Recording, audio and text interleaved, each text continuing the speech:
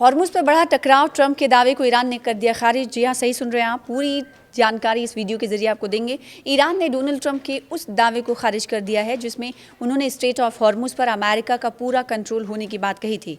Tehran का कहना है कि ये अहम समुद्री रास्ता अभी भी बंद है और उसकी शर्तें पूरी होने तक नहीं खुलेगा। तो इस मुद्दे ने इलाकाई तनाव को, इलाकाई कशीदगी को और बढ़ा दिया है। ईरान ने राष्ट्रपति डोनाल्ड ट्रंप के उस दावे को खारिज कर दिया कि स्ट्रेट ऑफ हॉर्मुज़ पर अमेरिका का पूरा कंट्रोल है। ईरान का कहना है कि रणनीतिक जलमार्ग अभी भी बंद है और तेहरान की शर्तें माने जाने तक इसे फिर से नहीं खोला जाएगा। पर्शियन गल्फ स्ट्रेट अथॉरिटी यानी PGSA ने एक्स पर पोस्ट में कहा कि ट्रंप के दावों और अमेरिकी अधिकारियों के बार बार दिए गए बयानों से हॉर्मुज़ स्ट्रेट अब बंद नहीं है। स्थिति में कोई बदलाव नहीं आया है। PGSA ने कहा कि अमेरिकी अधिकारियों के दावों और बार बार किए गए पोस्ट से कि हॉर्मुज़ जल स्ट्रेट अब बंद नहीं है, हकीकत नहीं बदलती। हॉर्मुज़ स्ट्रेट यानी अभी भी बंद है और ईरान की शर्तें मांगे जाने तक इसे फिर से नहीं खोला जाएगा।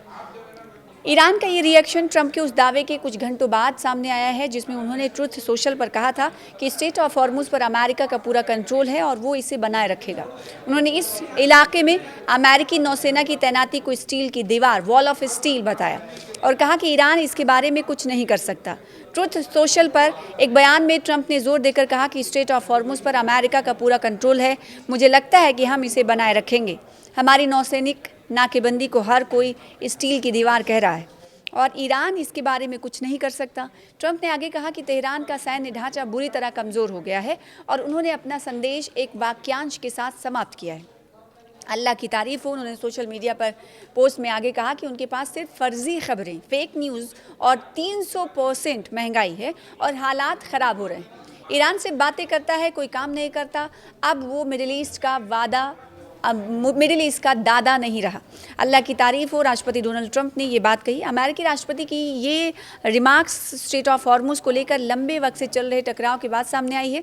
एक अहम समुद्री रास्ता जिससे पूरी दुनिया का तकरीबन 20% पेट्रोलियम व्यापार होता है। ये ताज़ा कशीदगी इस इलाके में ईरानी, इजरायली और अमेरिकी मिलिट्री के बीच हफ्तों तक चली सैन्य गतिविधियों के बाद बढ़ी है। लड़ाई बढ़ने से इलाके में बड़े टकराव का डर भी बढ़ गया है। साथ ही तेहरान ने बार बार चेतावनी दी है, इंतबाह दिया है कि अगर ईरान पर बाहरी दबाव बढ़ता रहा तो समुद्री आवाजाही पर रोक लग सकती है या उसमें रुकावट आ सकती है। इसके जवाब में वाशिंगटन ने खाड़ी इलाके में अपनी नौसेना की बड़ी मौजूदगी तैनात की है और फिर से कहा है कि समुद्री आवाजाही की आज़ादी सुनिश्चित करना सुरक्षा का मुख्य मकसद है। ट्रंप के बयानों के साथ साथ पर्दे के पीछे कूटनीतिक बातचीत भी चल रही है। वाशिंगटन और तेहरान के प्रतिनिधि हॉर्मुज़ संकट को कम करने और समुद्री आवाजाही को फिर से सामान्य करने की शर्तों पर अप्रत्यक्ष बातचीत कर रहे हैं। इसके अलावा ईरान की सुप्रीम नेशनल सिक्योरिटी SNSC के नए प्रमुख मोहसिन रज़ाई ने इंतबाह दिया है कि जब तक अमेरिका सभी शर्तें पूरी नहीं करता तब तक तेहरान स्ट्रेट ऑफ हॉर्मुज़ को पूरी तरह से नहीं खोलेगा। एक्स पर पोस्ट किए गए एक पैगाम में रज़ाई ने फार्स की खाड़ी के शिपिंग रूट पर ईरान का रुख बताया और स्ट्रेट ऑफ हॉर्मुज़ को खोलने के लिए ज़रूरी शर्तों को फिर से एक बार स्पष्ट किया। उन्होंने पोस्ट में लिखा कि ईरान का संदेश साफ है, हॉर्मुज़ स्ट्रेट तब तक नहीं खुलेगा जब तक अमेरिका जंग और नाकेबंदी ख़त्म नहीं करता, ईरान की फ्रीज़ की गई संपत्ति को जारी नहीं करता और लेबनान और गज़ा सहित पूरे इलाके में सीज़ फायर के लिए सहमत नहीं होता। रज़ाई ने आगे कहा कि जब तक सभी शर्तें पूरी नहीं हो जाती तब तक ये रास्ता बंद रहेगा।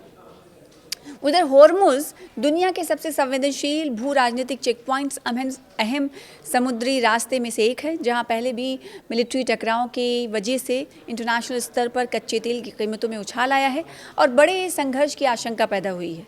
मौजूदा तनाव की वजह से नौसेना की गश्त बढ़ाई गई है। कमर्शियल शिपिंग कंपनियों ने अपने रूट में बदलाव किए हैं और कूटनीतिक संयम बरतने की अंतर्राष्ट्रीय मांगें फिर से उठी हैं।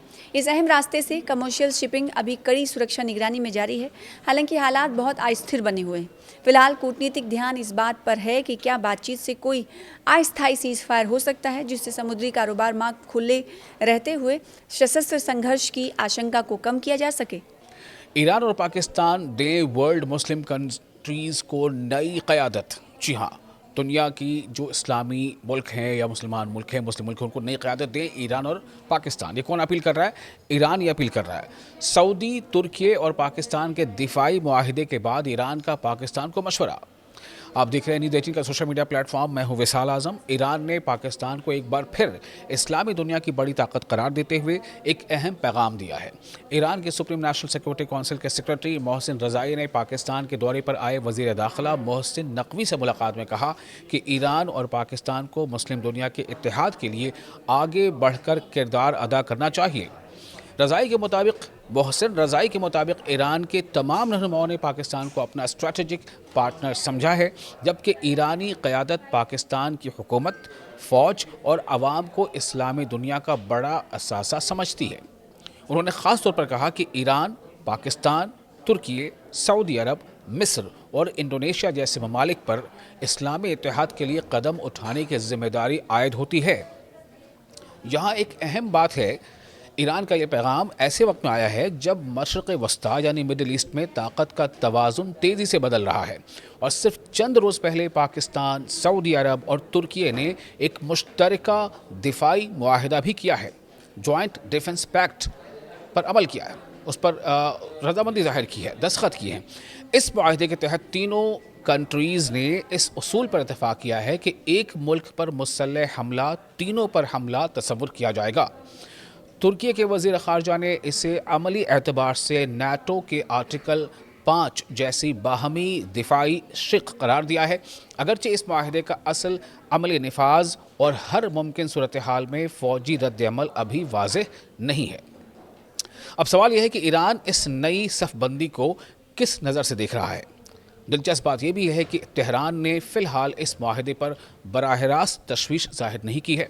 रॉयटर्स के मुताबिक ईरानी हुक्काम का कहना है कि इन्हें पाकिस्तान, सऊदी अरब और तुर्की के नए दिफाई मुआहिदे यानी डिफेंस पैक्ट से खौफज़दा होने की कोई वजह नज़र नहीं आती, लेकिन इसके बावजूद सूरत हाल पेचीदा है।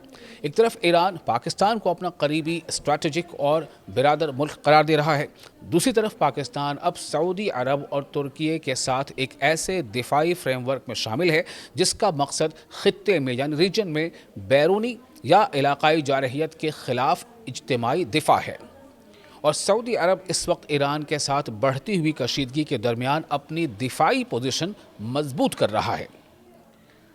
न्यूज़ एजेंसी रॉयटर्स के मुताबिक सऊदी अरब ने पाकिस्तान और तुर्की के साथ दिफाई मुआहिदे के अलावा बहरे अहमर यानी लाल सागर में भी एक वसी तर बहरी इत्तेहाद बनाने की कोशिशें तेज़ कर दी हैं, जबकि यमन के हौसियों की जानिब से सऊदी मफादात पर हमलों ने रियाद के लिए सिक्योरिटी ख़तरात मज़ीद बढ़ा दिए।